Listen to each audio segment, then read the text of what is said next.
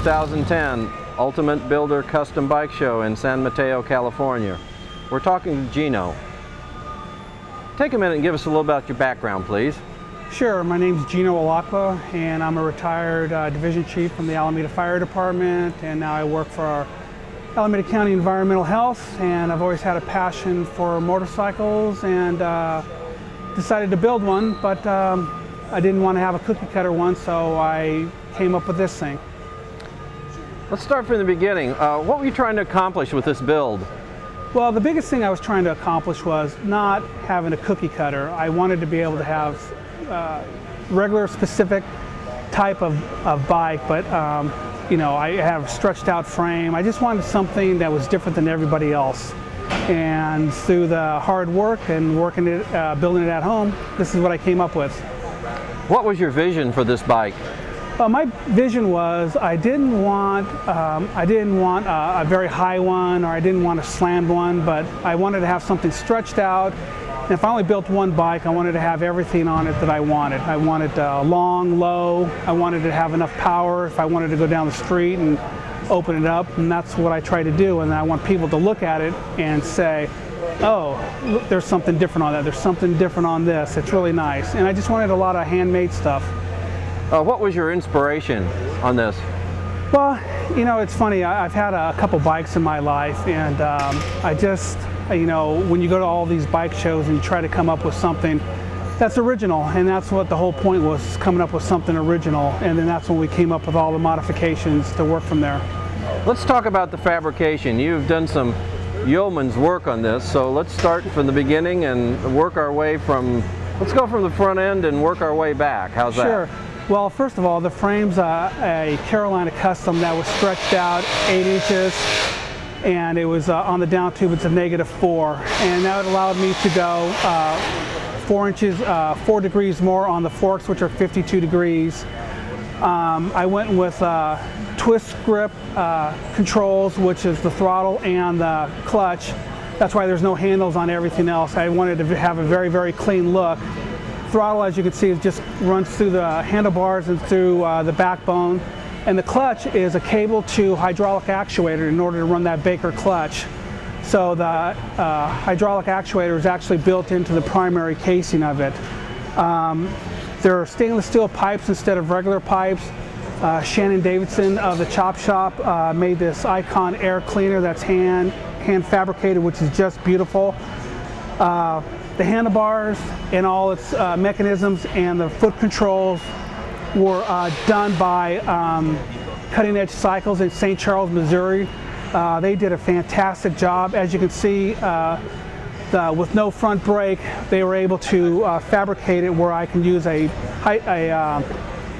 brake proportioner and just use one pedal, and it uses both brakes. And then instead of having the shifting rod that goes above the primary drive, it goes below it. A lot of the brake lines are running through the frame with the Russell tubing, and most of the electronics go through that.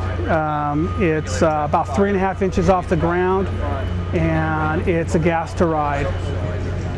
What about, we've got the frame, you've extended the tank on that, right? It's a stretch tank. It's called a Troubadour tank. It's from Carolina Customs. But I got a S&S 124, I got a Baker 6-speed right side drive, transmission. I've got a BDL 900 for the primary drive on that. My intent was to, the whole basis was the less you see, the better. Instead of doing a lot of fabrications or a lot of twist on everything, that's what I try to accomplish with this bike. What about the rear end on this, the fender, the rear suspension on that? The rear end is a soft tail style. It has the 2 pistons that are located down below, and the battery is also located down below and horizontal. It has a swing, the type of swing arm, and it's got a 300 wheel. The wheels are tight customs. It's a very smooth riding bike, and it's easy. What was your inspiration on the paint?